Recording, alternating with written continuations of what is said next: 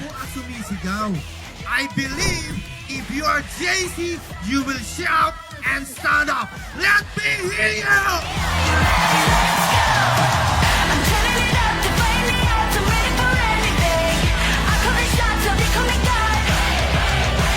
I'm turning it up to flame me out. I'm ready for anything. 1, 2, 3, 4. Are you ready to? Welcome to the very first Mid-Year Awards in the history of JC. This is Echoes of Impact Mid-Year Awards, honoring the architect of change. I'm zipping on gasoline. Feel the rush of the adrenaline. Are you ready to?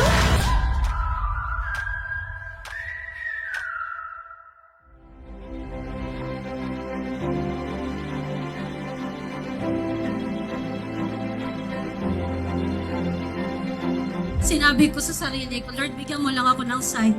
Yung ibibigay mong sign sa akin, iti-treasure. In that moment, dito ko nakita si JC. Doon nabuhay yung pangarap ko.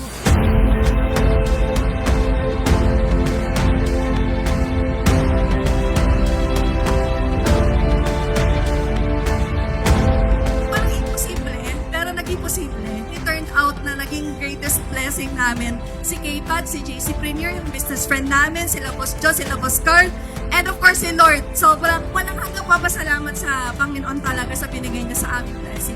Mahirap po ang trabaho ng guard kasi po kami po yung nagbabantay sa mall. Nung binigay po sa akin yung products, talagang ginamit ko siya, sinubukan ko po talaga siya.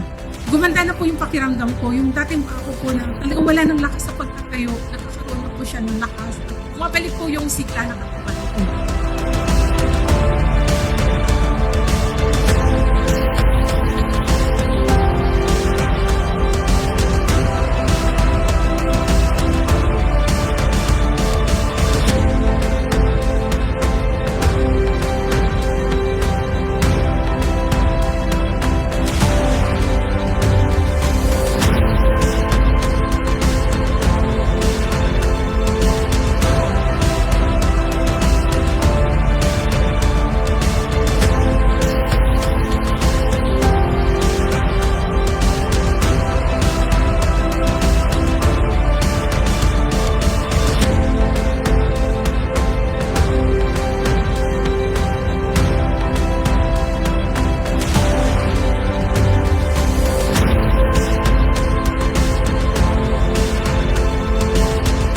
Tonight, we are not just awarding a title. We are honoring a soul who look at failure and choose to believe. Ladies and gentlemen, let's welcome the undisputed reigning and crowning queen of the quarter, your number one top performer, Aaron Pacho Crisostomo!